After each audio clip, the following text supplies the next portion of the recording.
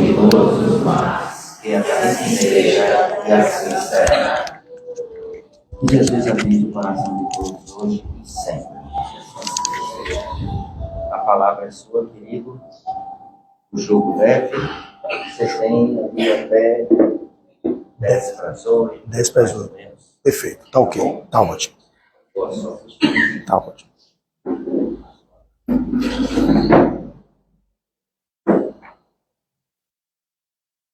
A luz? Coloque a luz aí. Muito bom. Muito obrigado. Então, primeiro, boa noite a todos vocês. É uma imensa satisfação retornar a esta casa que tem me trazido um carinho imenso nas minhas passagens por aqui, tanto pelos seus dirigentes, quanto trabalhadores, quanto vocês que frequentam aqui e que têm trazido uma energia que renova a minha energia. Por isso que é um prazer e uma satisfação, sempre quando nos convida e temos espaço na agenda, estamos aqui sempre contribuindo, porque de cá eu também recebo muito mais, talvez, do que eu entregue. Então o tema de hoje, o jugo leve, ele faz parte de um capítulo do Evangelho segundo o Espiritismo, que na verdade é do Evangelho de Mateus. A ideia que vocês podem ter é o menor capítulo do livro O Evangelho, que é justamente intitulado Cristo Consolador. Vocês vão perceber quando lerem que as assinaturas que são feitas ao longo desse capítulo de 3 páginas apenas, todos são assinados pelo Espírito de Verdade. Então, no movimento espírita, há controvérsias ainda de quem é o Espírito de Verdade. Haroldo Dutra afirma que é Jesus. Já Severino Celestino, um dos maiores estudiosos do hebraico, do aramaico, do grego, ele diz que é um outro espírito. Ele disse que, numa palestra dele, que é um outro ser. Isso não importa.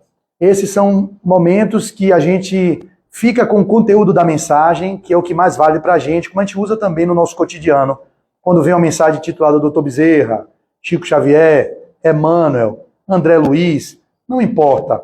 O que importa é o teor da mensagem. Se esse teor é elevado, serve para contribuir para o progresso de todos que ouvem, se traz um consolo ao coração, nos denota que é um espírito de escola, ou um espírito que tem uma envergadura moral suficientemente grande a ponto de tocar os corações daqueles que ouvem. Porque muitos querem se colocar assinando as mensagens, às vezes médios que são apócrifos, né? Mensagens apócrifas, que são mensagens que a gente sente que traz mais confusão do que clareza. E isso precisa que nós, estudiosos da doutrina espírita, estejamos atentos, estudando a codificação, para que quando as mensagens surjam, nós passarmos pelo crivo da razão. Isso aí tem fundamentação doutrinária, está ligado ao que eu estudo na codificação, nas obras subsidiárias de consistência mediúnica de Emmanuel, as obras de André Luiz, de Joana de Ângeles, médios sérios que assinam essas mensagens. Se passa por esse crivo, a gente acolhe. E assim vai servir para contribuir para alguma coisa nas nossas vidas. Então, é muito comum a gente fazer um texto e ter que assinar o nome de alguém importante. Tem muitas mensagens na internet circulando assim. Às vezes uma mensagem de um poeta, Carlos Drummond, que não é de Carlos Drummond, e a pessoa assina Carlos Drummond de Andrade, ou então Cecília Meirelles, ou então Jorge Amado, sei lá, um texto que ainda está como anônimo, e a pessoa assina e vai botando adiante, ou então Chico Xavier. O que é mais comum no movimento espírita são textos que não são de Chico Xavier. Eu já começo a ler, já sei, não é que eu seja julgador e nem crítico disso, mas eu sinto que ali não tem uma energia de Chico, pelo que ele viveu nos 90 e poucos anos dele, o que ele dizia, a gente percebe que o conteúdo está um pouco assim, assustando as pessoas, metendo medo, então não é Chico.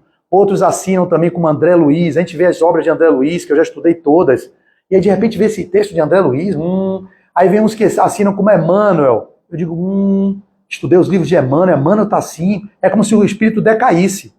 Ao invés de progredir quando desencarna ou quando está no além, de repente, ele vai para trás, ele volta para um padrão mais primitivo. Então você já sabe ali que há controvérsias, mas vocês têm que sempre passar pelo crivo, né, da razão e do bom senso, como Kardec fez. Kardec fez isso, ele foi o bom senso encarnado, porque muitas mensagens apócrifas chegavam que ele poderia passar pelo crivo dele e dizia, não, eu prefiro negar 10 verdades do que ficar com uma mentira. Ou seja, muitas mensagens chegavam para Kardec que ele botava assim, em comparação, como muitas dessas assinadas como o Espírito de Verdade, Ele coloca no Pentateuco, tem um dos livros lá que ele faz mensagens apócrifas, mostrando que ele não considera aquela ali como sendo do Espírito que assinou. Ou seja, assinou lá Santo Agostinho, porque muito Santo Agostinho fez de contribuição, Pascal, aí o outro foi Emmanuel, o outro foi Joana, um espírito amigo, o outro foi Lacordaire, vários espíritos assinaram, e ele fica percebendo que, por médios distintos, teria uma repetitibilidade, uma universalidade da informação. Ele dizia, não, essa daqui passou por ela, por ele, e está parecendo que é o mesmo teor. Então ele acolhia aquilo para botar na codificação. Mas às vezes iam para uma médio assim, também, vocês mesmos, e aí fez completamente dissonante do que ela escreveu, do que o outro escreveu. Não, esse aqui eu prefiro colocar no limbo e não passar para frente, mesmo que a mensagem fosse verdadeira. Como ele disse, eu prefiro negar 10 verdades do que aceitar uma mentira. Então, quem lê esse capítulo, eu me sinto inundado pelo Cristo. É como se o Cristo falasse comigo. É como se eu lesse e disse, meu Deus, é Jesus aqui. Se não é Jesus, é um espírito tão elevado, que ele vai preciosamente, cirurgicamente falar ao nosso coração. Então, se vocês puderem hoje à noite, pegue o capítulo 6 do Evangelho segundo o Espiritismo, só são 3 páginas. 3. Né? Vocês podem se dedicar a uma leitura de 3, 4 páginas. Eu sei que é difícil ler, né? O cochilo vem na hora. Mas leiam, se esforcem antes da novela, antes do jornal, antes do que vocês vão fazer. Leiam o Consolador, o capítulo intitulado O Cristo Consolador, o menor capítulo, salvo engano. O maior é Bem-aventurados os aflitos. É o capítulo 5. Se eu não me engano, é o anterior a esse.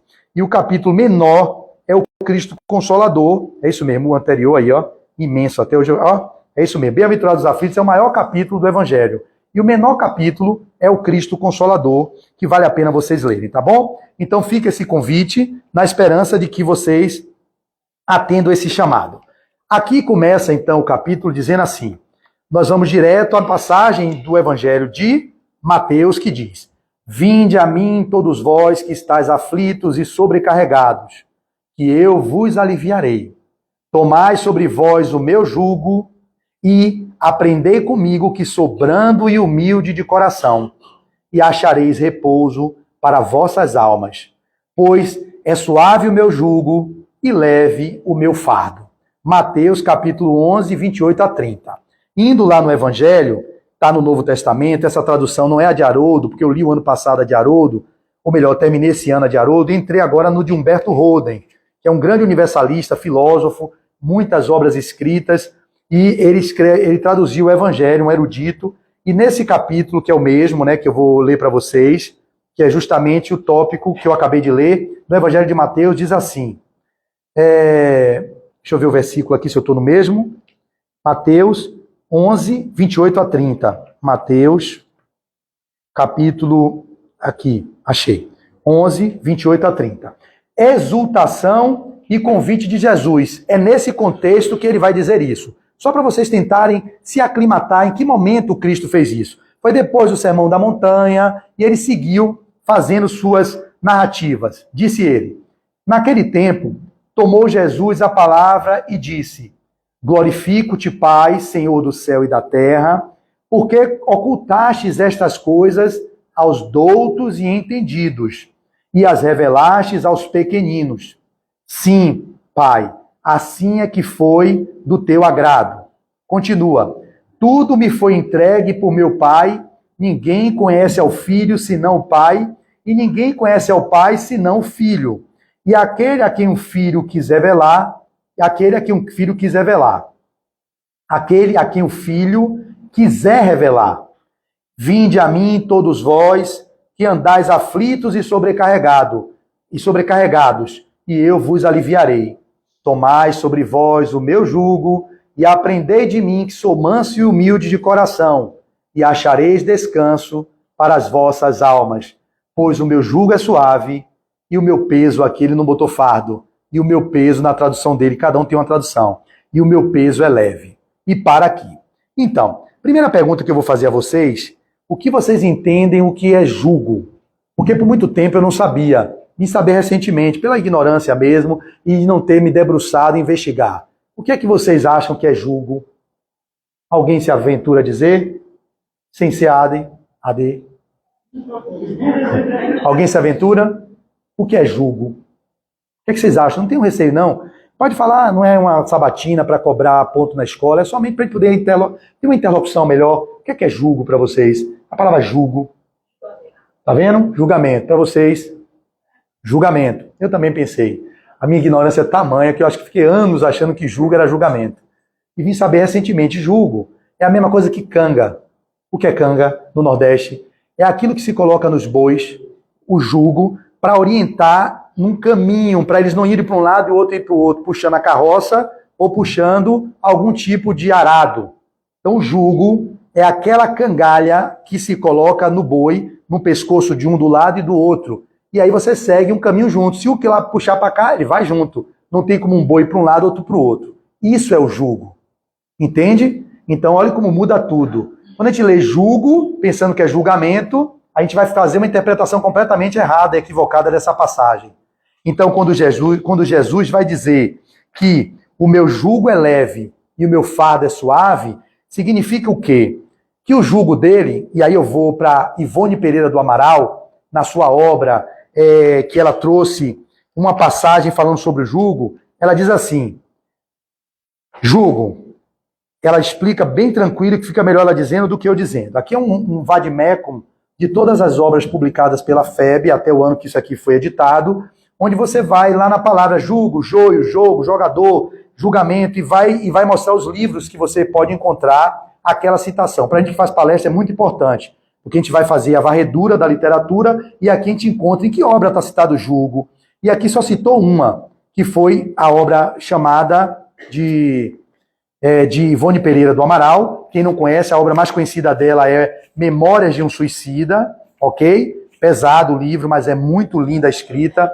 Então, qual é o livro? A Luz do Consolador, que é a Ivone Pereira, que assina, que foi publicado na FEB em 1997, pela FEB, né? O que é que ela vai dizer nesse livro? O jugo a que Jesus se reporta é justamente a sua doutrina. O conhecimento e a prática das regras de bem viver expostos no Sermão da Montanha e na revelação espírita é a prática do amor, os deveres da caridade, a consciência dos princípios das leis eternas e sua observância possível divulgadas no alto do Sinai. Então pronto, o que é o jugo? No caso do boi, você já sabe que é a canga. Aqui é justamente a doutrina do Cristo que ele trouxe no Sermão da Montanha. Resumidamente, vocês acham que o Sermão da Montanha só são as bem-aventuranças. As bem-aventuranças é o início, mas o Sermão do Monte continua além das bem-aventuranças, né? Então, se nós seguíssemos as bem-aventuranças, como já disse aqui outrora e vou repetir, Gandhi disse, se todos os livros sagrados do mundo fossem perdidos e se só restasse o Sermão da Montanha, nada estaria perdido. Desse tratado de ética e moral, poderíamos construir qualquer tipo de tratado para civilizações vindouras. Gandhi era hindu e disse mais, se os cristãos vivessem o que prega o cristianismo, nós não teríamos tantas guerras fratricidas como temos ao longo da história e temos hoje. Vendo essa coisa avassaladora. Acabou a pandemia, a guerra da Ucrânia, agora a guerra do Oriente Médio. Uma tensão civilizatória que nós estamos vivendo. E como é que está esse movimento dentro de nós? Com isso tudo que vem acontecendo no mundo lá fora, eu digo sempre e repito, o que está acontecendo lá fora é um reflexo do que está acontecendo no nosso mundo íntimo. Esse mundo íntimo nosso reverbera uma psicosfera que contribui para que espíritos zombeteiros, espíritos levianos, brincalhões, beligerantes, se apropriem desse campo de radiações mentais, de raivas, mágoas, ressentimentos, brigas por castas, raças, polarizações. Isso reflete o mundo do nosso íntimo, nosso mundo interior. E essa energia vibracional captada por entidades que estão aí à nossa volta, repito, a população de encarnado no mundo hoje são 8 bilhões de seres. A de desencarnada são 3 vezes mais, segundo Emmanuel, que disse na década de 70. Então são 24 bilhões de criaturas polulando a psicosfera da Terra. Pare para pensar nisso. Aqui temos em torno de umas 60, 70 pessoas. Quantos tem aqui no salão? Aqui dentro? Lá fora, mais alguns. Então, vamos botar uma média de 60 pessoas. Imagine, C vezes 3, 180. Em média, de entidades que estão aqui. Algumas delas são benfeitores que querem ajudar vocês. Estão trabalhando, tratando, fazendo cirurgias, fazendo limpeza do campo energético, retirando microchips implantados no perispírito de vocês, para vocês não ficarem como autômatos, sendo controlados à distância. Isso acontece, está na literatura, nas obras de André Luiz muito claramente. E aí vocês estão aqui com essas entidades que amam vocês, outras que estão por afinidade. Ele vai entrar nesse centro, deixa eu entrar com ele para ver o que é. Não querem lhe prejudicar e nem querem lhe ajudar. Apenas conectou com vocês de alguma sorte. E estão aí. E outros que querem prejudicar mesmo, que às vezes não encontram espaço aqui dentro, porque a psicosfera da casa cria uma ambiência psíquica de energias elevadas. As entidades que vêm com esse propósito, elas são retiradas, são levadas para um espaço nesses multiversos para serem doutrinadas, evangelizadas, educadas, aquelas que estão aptas a ouvir. Então, se a gente vive nisso, numa psicosfera tão assim, heterogênea, o que nós estamos fazendo para contribuir para que esse psiquismo planetário possa se modificar? Essa é a minha pergunta que eu tenho feito a mim mesmo. Que pensamentos eu estou elevando, irradiando, para que o jugo continue sendo leve, porque já que o jugo são as bem-aventuranças, é o Evangelho do Cristo, se nós seguirmos os postulados que o Cristo nos legou, nós não viveríamos sofrendo tanto. A dor, ela é necessária porque ela é o cadinho onde lá vocês podem lapidar as arestas daquilo que ainda nos levam para o menos, ou nos desempoderam, ou nos fazem vivenciar as viciações. Então, às vezes, vem dor, ela é inevitável. Mas o sofrimento é uma escolha, porque o sofrimento é o ser que pode se aprofundar nos estados de vitimização, de queixa, de mágoa, de raiva, de ressentimento, que levam ao sofrimento atroz. E a gente não entende por que sofre. Sofre porque somos orgulhosos, prepotentes, arrogantes, vaidosos, invejosos, como eu já falei em outras palestras aqui. Isso já é base da nossa análise. Então, o que seria o jugo do Cristo é leve, o fardo é suave. Por que o fardo é suave? Porque se nós seguíssemos os postulados, que é o roteiro seguro que ele nos deixou, que é o seu evangelho, de amor, de justiça, de caridade.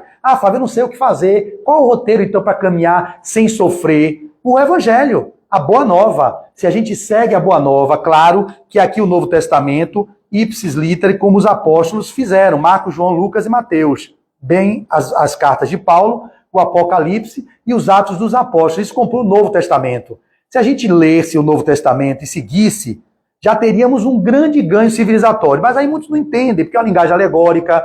Jesus falou sobre parábolas, então fica um pouco complicado. Foi o que Jesus fez. Enviarei meu nome, e aí vem a próxima leitura, o Consolador prometido, que ficará convosco até o final dos évos. Para não ser pego pela fala equivocada, vamos à passagem de João, que diz, se me amais, guardai os meus mandamentos. E eu rogarei a meu Pai, e ele vos enviará outro Consolador. Quem é o Consolador para a gente? O Espiritismo. Os católicos acham que não, os protestantes acham que Jesus vai voltar. Nós entendemos que Jesus já veio como Espírito de verdade, no sinal de alguns espíritas estudiosos dizem que é Jesus, outros dizem que era o gestor maior Jesus, mas o Espírito de verdade era outro que trabalhava, mas enfim, era alguém muito qualificado e capacitado, porque eu vou ler aqui uma passagem, você vai ver que parece que é Jesus falando, vocês vão ver. Então vamos para a passagem de João, venham comigo. Se me amais, guardai os meus mandamentos, e eu rogarei a meu Pai, e ele vos enviará outro Consolador.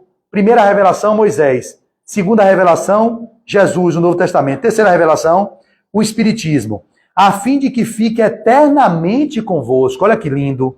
O Espírito de verdade, ele vai dizer, o Espírito de verdade é que o mundo não pode receber porque o não vê e absolutamente o não conhece. Mas quanto a vós, conhecê-lo-eis, porque ficará convosco e estará em vós.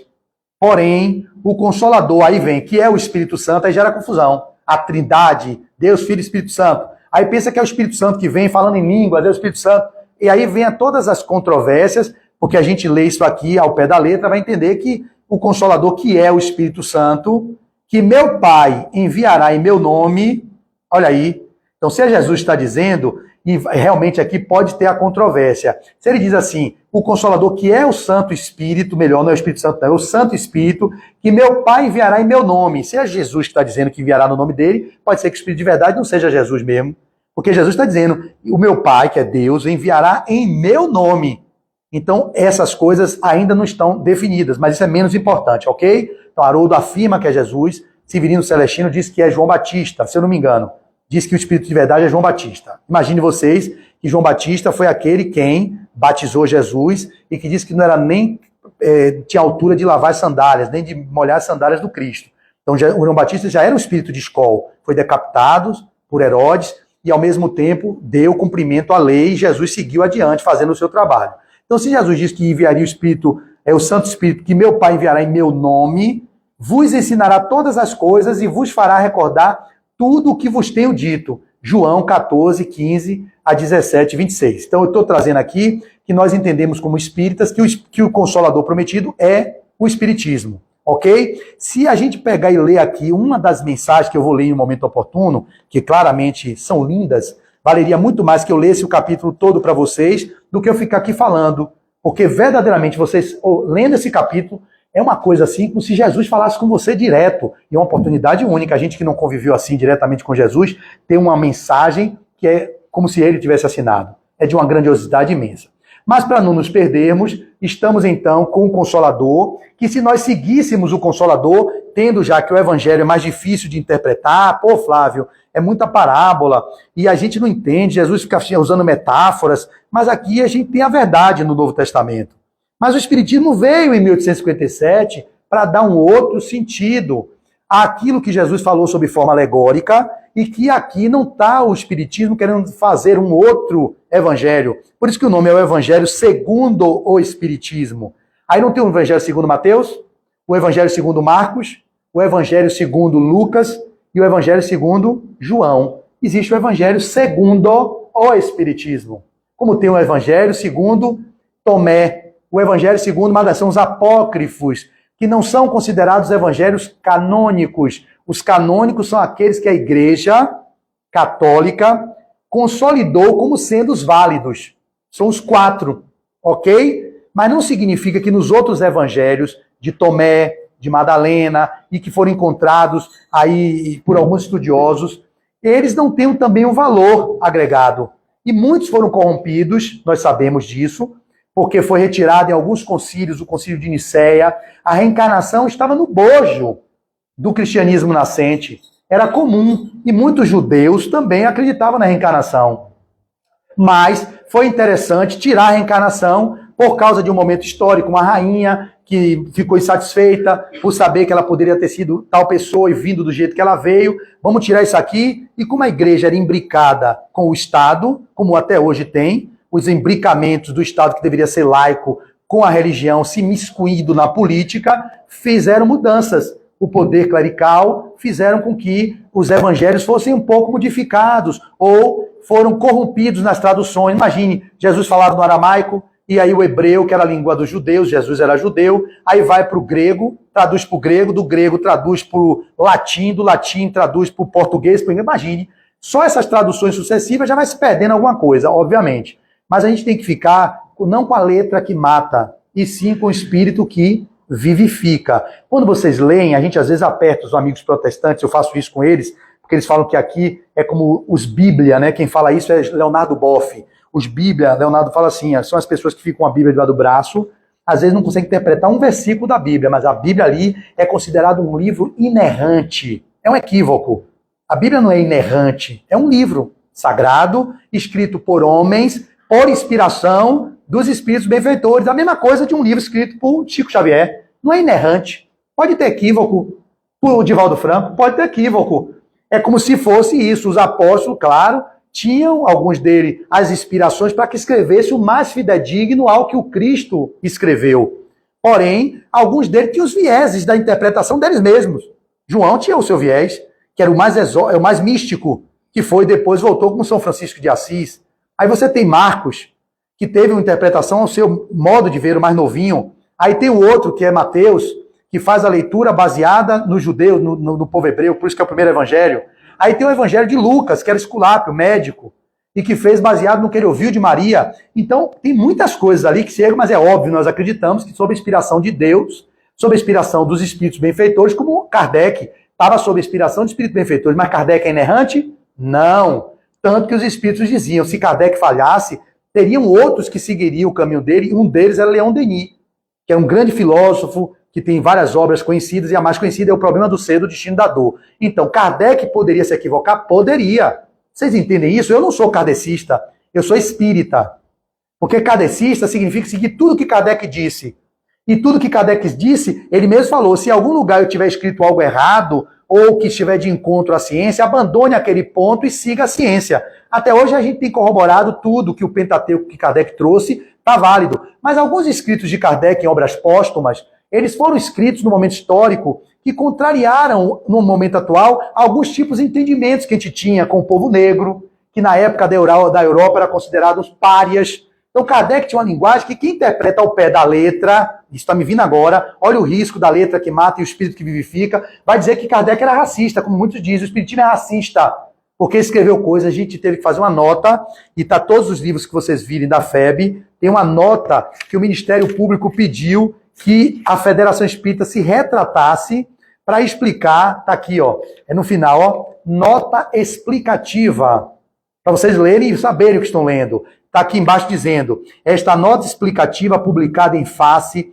de acordo com o Ministério Público Federal, tem por objetivo demonstrar a ausência de qualquer discriminação ou preconceito em alguns trechos das obras de Allan Kardec, caracterizados todas pela sustentação dos princípios de fraternidade e solidariedade cristãs contidos na doutrina espírita. São as controvérsias das interpretações que na época Kardec tinha e que escreveu baseado no que a ciência validava. César Lombroso, que falava dos caracteres que as pessoas poderiam ser identificadas como assassino pelo rosto que apresentava. Então teve muitas coisas que foram se modificando, mas Kardec era um homem de ciência, positivista, bebeu na ciência de Augusto Comte, e ele escrevia a partir de um critério, claro, sob inspiração, claro, mas era humano.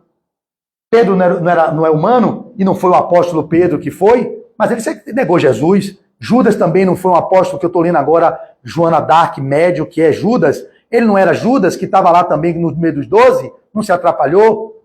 Pare para analisar isso, gente. Saulo de Tarso, que era um enviado também, que defendeu o judaísmo como doutor da lei, que hoje vocês veem aí essa briga fratricida, eu estou estudando sobre isso, os palestinos e os judeus, que coisa triste de ver, meu Deus. Eu não gosto nem de olhar mais o noticiário, está me contaminando. É triste de ver o que está acontecendo. Independentemente de isso ou aquilo, a gente tem que pregar a paz, o amor. E qualquer forma de revanchismo, no que quer que seja, ele me bate, eu vou lá e bato. Como no passado, os coronéis iam lá na fazenda de um, matavam o peão, aí o outro peão ia lá, matava o outro. Isso acaba quanto? Está no Evangelho, que é o quê? Chamado o quê? O duelo.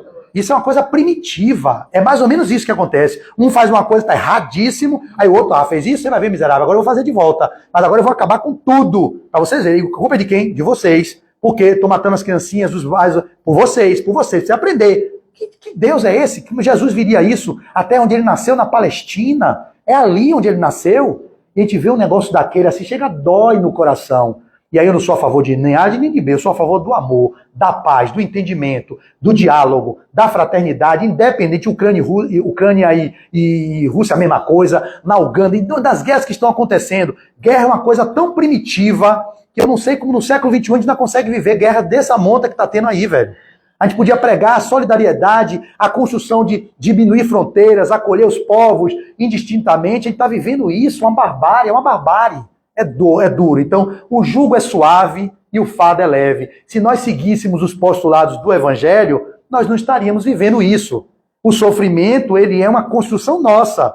E aí eu trago um exemplo de uma história que eu ouvi Haroldo contando sobre Chico Xavier. Quando Chico Xavier, em uma certa feita, ele tinha um cachorrinho, que era uma estimação muito grande de Chico.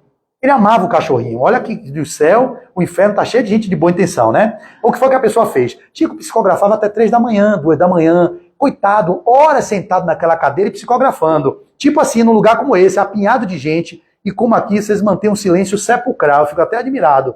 Eu não vejo barulho aqui. Eu não sei se vai no chicote com vocês, se Márcia pega alguma coisa, dá um eletrochoque, mas aqui é uma coisa assim, um silêncio que eu vi, meu Deus, será que faz alguma coisa? Não deve ser, porque eu vejo vocês tudo aqui presente, me olhando, ninguém cochila, é admirável. Então, lá com o Chico Xavier, disse que era assim também, ele ficava, era no silêncio. Era que eu tive lá 2 vezes. Você já foi? Eu fui, sim. Era um silêncio como sepulcral. Você ouvia o batido Do mosquito via voando. É incrível. Gente na janela, apinhado como tá ali, ó, olhando de fora. Só que não tinha ar-condicionado, não. Era todo mundo com a cabeça assim, vendo. E Chico lá assim, só toque psicografia. E aí, Chico Xavier tinha um cachorrinho que ele chegava em casa, coitado, ele queria alimentar o cachorro, como Deise, minha esposa, é o recurso dela, os 2 bulldogs. Ela vem cansada, hoje tá lá atendendo, vai atender de 1h da tarde até agora 9 horas. Eu vim aqui, hoje eu vim, por isso que eu fico dia de quinta em casa. Mas quando eu tenho palestra, eu tenho que sair cedo. Foi horrível para mim. É horrível. Eu vou dizer a vocês aqui, abrindo um parênteses, rapidinho. Eu odeio ficar nessa selva de pedras rodando o dia inteiro. Eu não sei como é que vocês, se falam publicamente, agora eu sei porque eu me refugiei lá no meu condomínio, no meio do mato. Eu não dou conta. Eu fiquei de 2 horas, larguei ela no Centro Médico Garibaldi, aí fui já orando, aí fui pro Varejão, pro Baratão, aí fui, porque eu fui comprar peça de carro, aí vai eu, a bomba do combustível do carro que tá parado, porque eu tô com um carro solto, o carro tá quebrado, o meu mecânico já foi de manhã, já mexeu com a gasolina, deu chupeta já comecei meu dia um inferno. Eu não gosto de amanhecer assim, eu sei que vocês às vezes vivem assim, a vida chama, eu entendo, diz, mas quem vai fazer? Eu digo, não, eu criei minha vida para não ter essas agonias. Eu já teria infartado se de segunda a sexta eu tivesse que viver como o povo brasileiro vive. Flavinho da Bahia já tinha partido. Eu não dou conta. Eu seria super irritadíssimo. Se eu já sou nervoso, se eu já sou ansioso, se eu já sou raivoso, se eu já sou irritadíssimo, eu seria 3 vezes pior. Eu ia estar mordendo gente na rua, mordendo o crânio.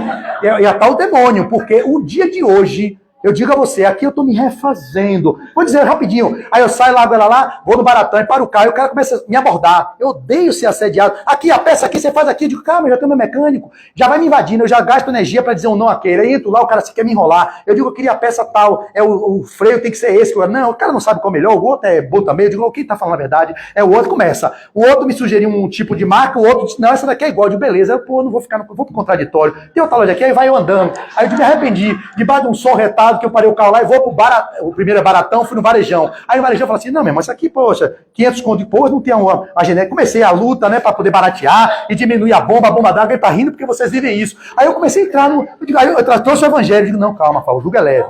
O jugo é leve, o jugo é leve. Você aí tem que trazer pro dia a dia o evangelho na prática, porque é difícil. E eu tentei fazer isso hoje. Eu digo, eu vou um suor retado andando com essa roupa aqui. E aí vai Flávio, eu digo, poxa, e ligando pro meu mecânico, o mecânico não atendia, com raiva do mecânico, eu tô precisando falar com você agora. Ele, Flávio, você ligou pelo WhatsApp, era pelo outro, e pelo amor de Deus, me diz aí, essa bomba serve, vou mandar pro WhatsApp, aí manda pro WhatsApp e volta. Aí digo, não, vai no outro do lado, atravessar essa rua, tem passarela não. Aí vai Flávio atravessando, não tô acostumado a andar assim aqui. Aí vai Flávio, aí o carro freia, ai meu Deus, eu entro na loja, tinha um cara deitado no chão, porque foi atropelado na moto, e a outra banando, e eu pensando que era parada cardíaca, digo, o que é ali? Não, foi o carro que atropelou, digo, e aí tá fazendo o quê? Esperando o SAMU, e o SAMU não veio, o cara assim, e com o celular deitado no chão, e o outro apertando o peito, e aí, um estresse, uma agonia é o mundo aqui fora, claro que eu não posso viver numa bolha, eu sei disso. Eu vou explicar o que vocês devem fazer para não viver esse inferno. Porque isso é um movimento de adoecimento psíquico coletivo e é por isso que o povo está do jeito que está. Eu só passei um dia assim. Eu quase perco a minha paz, que eu já não tenho, eu já perdi o que me tem. Aí eu saio de lá, meu irmão, quando eu saio de lá, beleza, volto andando pro meu carro, aí resolvo comprar no primeiro. Eu digo, pra que eu andei isso tudo? Porque era no primeiro que eu ia comprar. Pra que paguei R$100, R$50? Não vale a pena. Às vezes sua paz não vale uma economiazinha de 50 conto, não vale. Aí eu fui percebendo isso, daqui a pouco comecei, meu Jesus do céu, vou fechar aqui, aí fechei. Aí o cara checou, a garantia aqui desse negócio, dessa Bosch, não sei o que, se fizer errado, eu comecei a ficar preocupado. Se o mecânico fizer errado, eu vou ter que pagar de novo. Aí ele, olha, você tem que... Aí eu levei, vai pra Cosme de Farias. Aí cheguei em Cosme de Farias, meu mecânico, a polícia parou, uma moto, assalto, aí eu, aí bloqueou, aí eu digo, peraí, meu irmão, eu vou só ali, passe, aí eu já passei, entreguei o negócio a ele, como de faria, tome aqui, amanhã você pega, amanhã eu deixo o carro pronto, beleza, aí volto, desço, vou pro Iguate, pro Shopping Salvador, aí fico lá, aí vou para dispersar minha mente um pouquinho, né, e fazer algumas coisas que eu precisava falar, comprar um ventilador para minha mãe, eu quero de Natal um ventilador, minha mãe me exige, ela não diz que, ela me pede, meu presente de Natal, eu quero um ventilador, ela não deixa eu escolher o que eu quero dar. Eu quero o ventilador e quero antes, porque está muito calor e o ventilador de sua mãe quebrou, é R$100 para consertar e não vale a pena, é melhor um novo. Beleza, eu digo, pô, vou pro shopping, comprar ventilador para minha mãe na Americana, vai para Casa Bahia, vai eu digo, meu Deus, eu não tô para viver essa vida não. Aí eu saí de lá, vou lavar meu carro, parei aqui nessa pista aqui de trás, que os caras lavam carro aqui, uma muvuca de gente, tá eu em cima nessa ladeira, né? Uma lavagem ótima, com espuma. Aí os caras falando, sei o que, do pagode, e eu sentado lendo meu evangelho, e o pessoal passando, e o celular na mão com medo de um ladrão bafar. Como é que vem com a cabeça em paz para fazer uma palestra? Aí eu entro no carro, Jesus, me ampare. Me dê luz, me inspire, coração de Maria, minha Maria Santíssima, para que eu seja uma contribuição para esse povo que vai me ouvir. Eu estou num verdadeiro tormento. Eu não vim de casa, é diferente, eu vim de minha casa. Fico outra energia. Vim da rua, é horrível. Eu sei que vocês, irmãos, vivem assim no dia a dia, com raras exceções. Então, qual é o segredo para manter a paz que lhe resta? É orar e vigiar o tempo todo.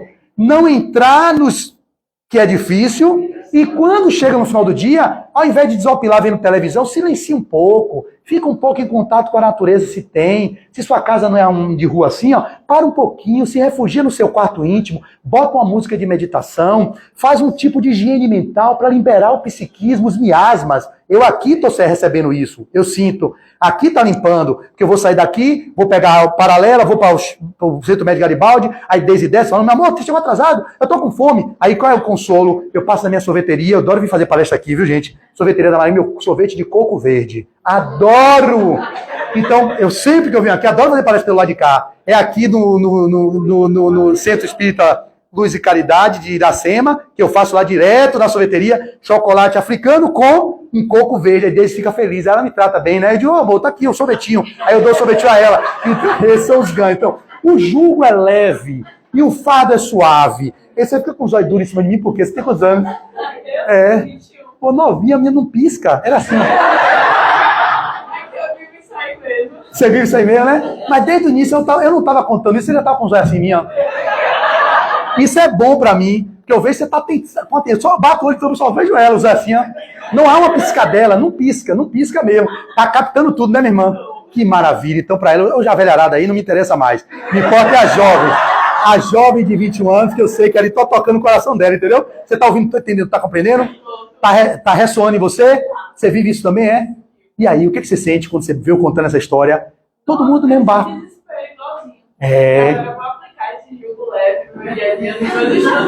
Tá vendo, gente? É uma contribuição para a vida dela, porque a vida é isso, todo mundo no mesmo barco. O que diferencia é a estratégia que você usa, a estratégia que eu uso, a estratégia que ele usa. Se nós não usarmos estratégias, ficarmos joguete do sistema, a gente não para nunca. E aí o sistema sempre vai demandar, porque as demandas são infinitas e os recursos são escassos. Essa é uma frase que vocês precisam levar. As demandas são infinitas. Os recursos, tanto financeiros quanto recursos energéticos e vibracionais, eles são escassos. A energia vital ela vai se minando. Se você não vigia e ora, você tem um quantum para viver 80, você vive 70. Porque você se estressa tanto. Hoje, uma das maiores problemáticas da sociedade moderna é o estresse. A base das doenças está no estresse. O câncer é o estresse, a ansiedade é o estresse, a depressão é o estresse, os suicídios é o estresse. Mas por que a gente se estressa? Porque a gente é orgulhoso, que a gente quer tudo certo, a gente quer ter o melhor, a gente quer as conquistas materiais e perde o essencial, que é o que o Cristo vai trazer, para que eu leia para vocês agora o Cristo falando. Vou interpretar como se fosse Jesus lendo, ok? Vamos lá. Aqui essa passagem que é: advento do Espírito de verdade, venham como outrora os transviados filhos de Israel, trazer-vos a verdade e dissipar as trevas. Então aqui parece que é quem falando? Se ele está dizendo que vem como os velhos transviados de Israel, parece que é Jesus. Então, o Espiritismo, como fez antigamente a minha palavra, se ele diz isso, como fez antigamente, está parecendo que é quem está falando? Jesus. Então, tem de lembrar os incrédulos que acima deles reina a imutável verdade, o Deus bom, o Deus grande, que faz germinem as plantas e se levantem as ondas.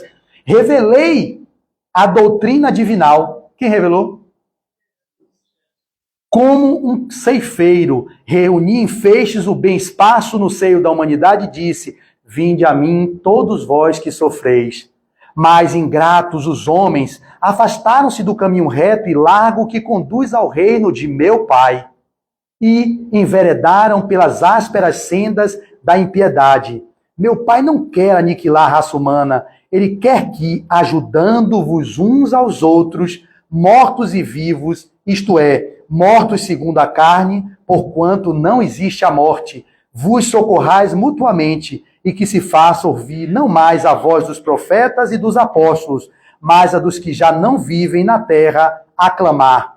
Orai e crede, pois que a morte é a ressurreição, sendo a vida a prova buscada, e durante a qual as virtudes que houverdes cultivado crescerão e se desenvolverão com o cedro. E aí ele continua, e eu finalizo aqui. Homens fracos, que compreendeis as trevas das vossas inteligências, não afastei o facho que a clemência divina vos coloca nas mãos para vos clarear o caminho e reconduzir-vos, filhos perdidos, ao regaço de vosso Pai. Sinto-me por demais tomado de compaixão pelas vossas misérias, pela vossa fraqueza imensa, para deixar de estender mão socorredora aos infelizes transviados que, vendo o céu, caem nos abismos do erro. Crede, amai, meditai sobre as coisas que vos são reveladas.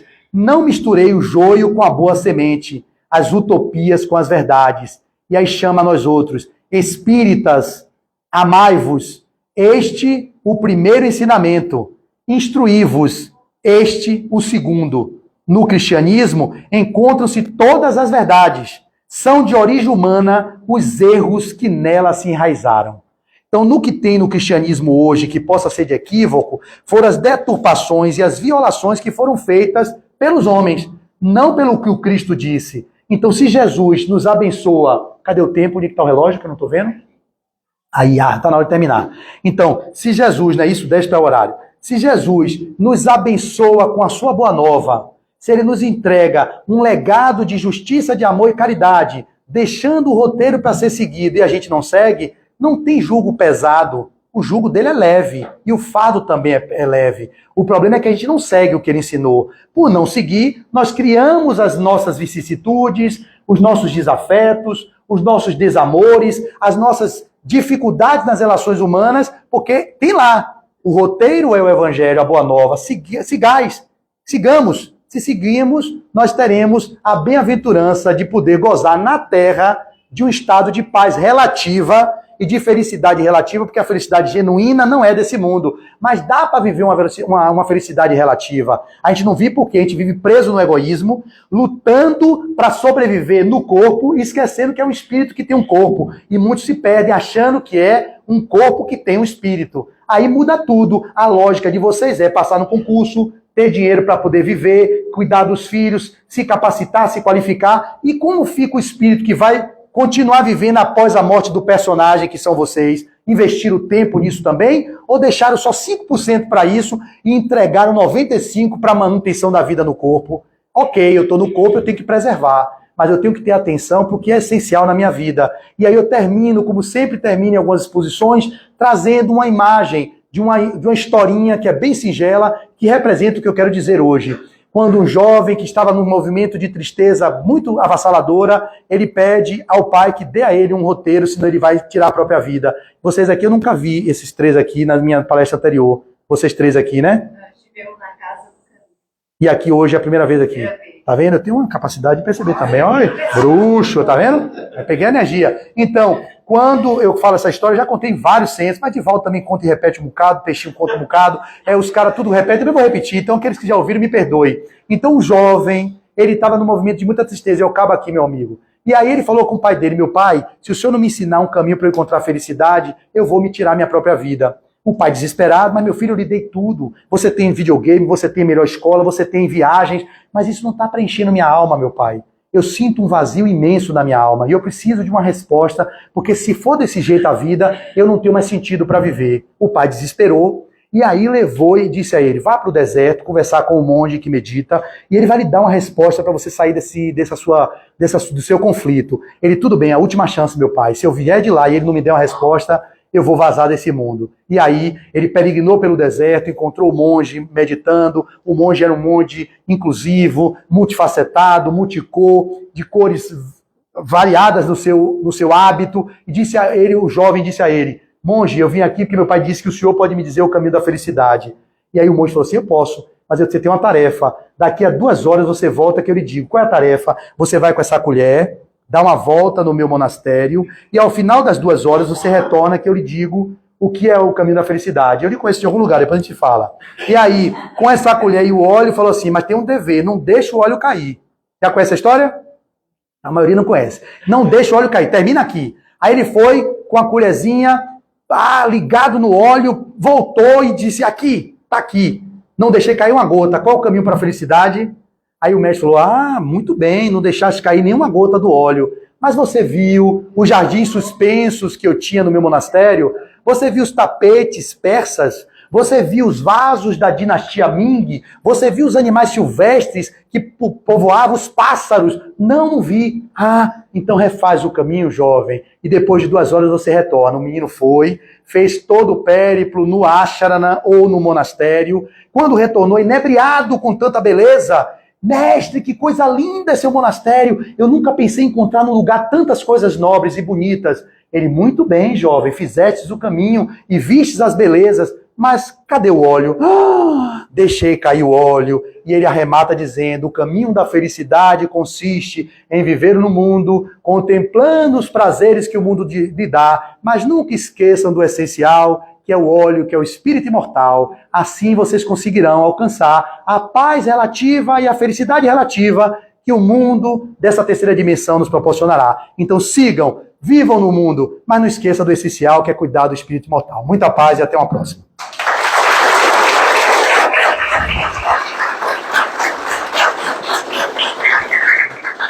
Obrigado, irmão. Que delícia aí. Eu tô inundado, eu tô arrepiado. Valeu a pena aquela agonia do dia para poder arrematar com isso aqui, essa energia de vocês. Obrigado. Vou ficar até pro passe hoje, viu? O capítulo 6 do Evangelho segundo o Espiritismo. O menor capítulo do Evangelho. Leiam, irmão, e durmam com Jesus. Não durmam com Satanás hoje, não. A gente dorme com Satanás ouvindo novela, vendo jornal, notícia. Dormir com o capeta. Durma com Jesus. Melhor. Viu? Faça a higiene do sono, para não ir para a cama e desdobrar e encontrar o Satanás lá do lado. Encontre Jesus, que é melhor. Lendo isso, vocês vão encontrar Jesus. Misericórdia, filho. Tem alguma coisa para falar depois disso tudo?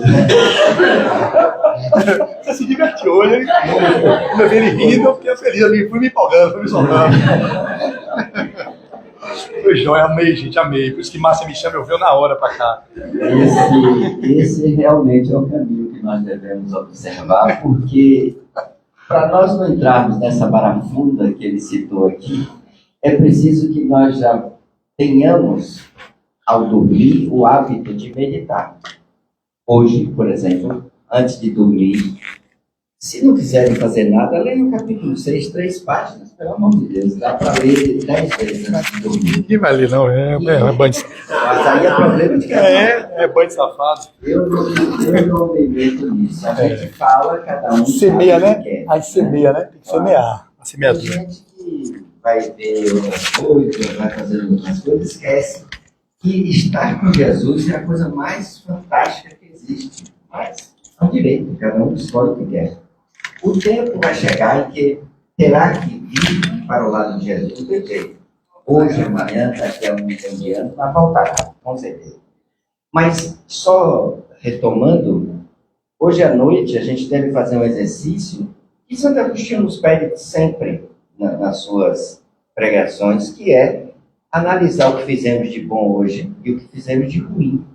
Não é difícil fazer isso, pelo amor de Deus. 5 minutos é suficiente para pensar como foi meu dia. Meu dia foi cansativo, como o dele, peças, carro, tantas coisas e não sei o quê. Mas talvez não tenha sido tão atribulado quanto o dele, mas teve algo que me chamou a atenção